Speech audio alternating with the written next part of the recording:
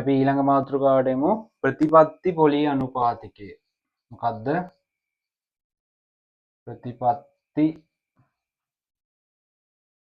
පොලී අනුපාතිකය.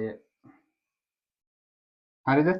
දැන් මේ ප්‍රතිපත්ති පොලී අනුපාතිකය කියන්නේ මොකද්ද කියලා දැනගන්න එක මාර වැදගත්. මොකද ආර්ථික විද්‍යාව කරන ළමයි විදිහටම අනිත් හැමෝටමත් මේක වැදගත් වෙනවා.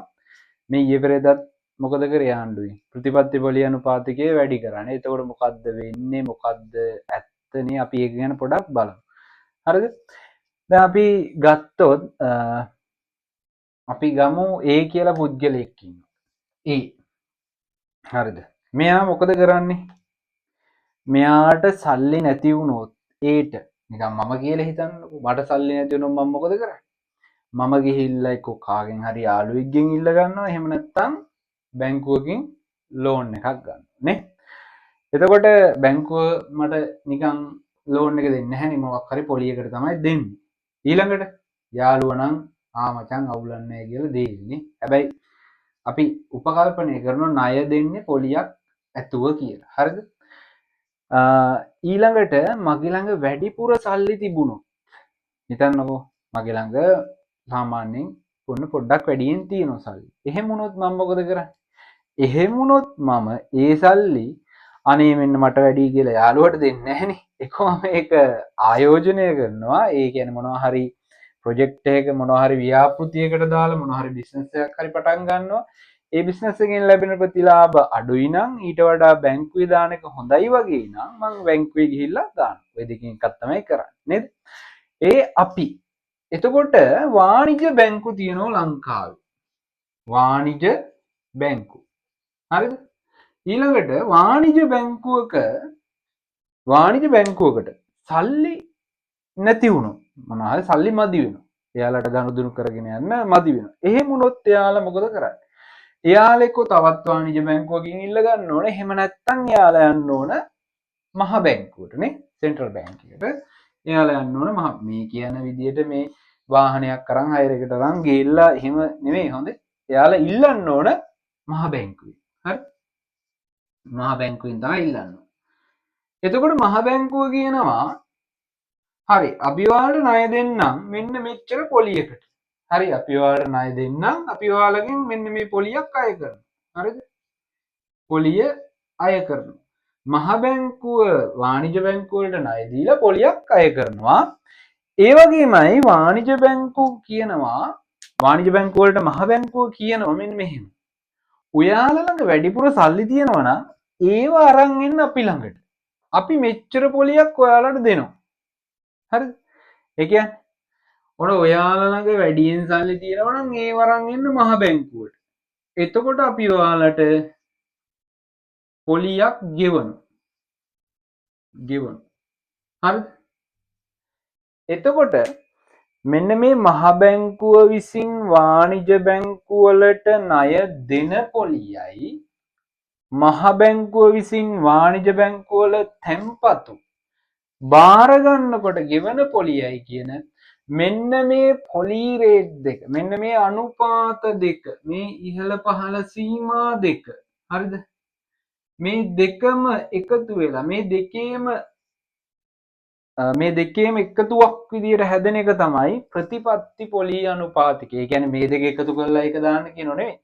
ප්‍රතිපත්ති පොලී අනුපාතිකය කියලා තනි අගයක් නැහැ. මෙන්න මේ දෙකට තමයි කියන්නේ ප්‍රතිපත්ති පොලී අනුපාතිකය කියලා. මේක ඇවිල්ලා මාර වැදගත්. මේක ඇවිල්ලා මාර උපකරණයක්. හරිද? බලන්නකෝ. දැන් කිව්වොත් ප්‍රතිපත්ති පොලී අනුපාතිකය වැඩි කරා. එහෙම කියපු ගමන් මොකද වෙන්නේ? ඒකෙන් කියන්නේ මේ දෙකම වැඩි වෙනවා කියන එක. හරි? ඒ කියන්නේ මහ බැංකුව වාණිජ බැංකුව වලට ණය දෙන පොලියත් වැඩි වෙනවා. මහ බැංකුව වාණිජ බැංකුව වල තැන්පතු බාර ගන්නා පොලියත් වැඩි වෙනවා. එහෙම වුණු ගමන් වාණිජ බැංකුව මොකද කරන්නේ? එයාලත් අපිට ණය දෙන පොලිය වැඩි වෙනවා. අපිට ණය ලබා දෙන පොලිය වැඩි වෙනවා නේ. ඊළඟට ඒ වගේම එයාලා වාණිජ බැංකු අපේ තැන්පතු බාර ගන්නා පොලියත් තැන්පතු බාර ගන්නා පොලිය තියෙනවනේ අපේ. ඒකත් මොකද වෙන්නේ? ඒකත් වැඩි කරනවා. හරි. දැන් අපිට ණය දෙනවා නම් ඒකත් වැඩි, තැන්පතු බාර ගන්නවා නම් අපේ ඒකත් වැඩි. හරිද? බලන්න මේ ප්‍රතිපත්ති පොලිය අනුපාතිකය වැඩි කරපු නිසා වෙච්ච වැඩි. දැන් මේක තමයි මාරම කතාව. මොකද්ද මාරම කතාව? හරිද? දැන් මේ ප්‍රතිපත්ති පොලිය අනුපාතිකය වැඩි කරපු නිසා ණය දෙන පොලිය අනුපාතය වැඩි වුණා. අපිට ණය දෙන්නේ දැන් වැඩි පොලිය. ටිකක් වැඩි වෙනවා. හරිද? අපේ තැන්පතු බාර අරගෙන අපිට දෙන පොලියත් චුට්ටක් වැඩි. එහෙම වුණු ගමන් මොකද වෙන්නේ? අපි මිනිස්සු සාමාන්‍ය මහ ජනතාව ණය ගන්න පෙළඹෙනව අඩුයි. හරිද? එයාලා ණය ගන්න පෙළඹෙනව අඩුයි. පොලිය තැන්පතු වලට පොලිය වැඩි නිසා එයාලා ගිහිල්ලා අපේ සල්ලි බැංකුවේ තැන්පත් කරනවා නේ. මහ ජනතාව තමන්ගේ මුදල් බැංකුවේ තැන්පත් කරනවා. එතකොට බලන්න සාමාන්‍ය මහ ජනතාව අතේ තියෙන මුදල් බැංකු පද්ධතිය තුලට මහ බැංකුව විසින් ගත්තා දැන්. හරිද? ඔන්න දැන් මේ ටූල් එකේ පොලිය අනුපාතය වැඩි කරලා සාමාන්‍ය ජනතාව අතේ තියෙන මුදල් ටික මහ බැංකුව බැංකු පද්ධතියට ඇදලා ගත්තා. එහෙම වුණාම කෙනෙක්ගේ අතේ මුදල් අඩු වුණාම මොකද වෙන්නේ? එයාට භාණ්ඩ හා සේවා ඉල්ලුම් කරන්න පුළුවන් හැකියාව මොකද වෙන්නේ? අඩුයි. එහෙම එයාට භාණ්ඩ හා සේවා ඉල්ලුම් කරන්න පුළුවන් හැකියාව අඩු වුණු ගමන් මොකද වෙන්නේ?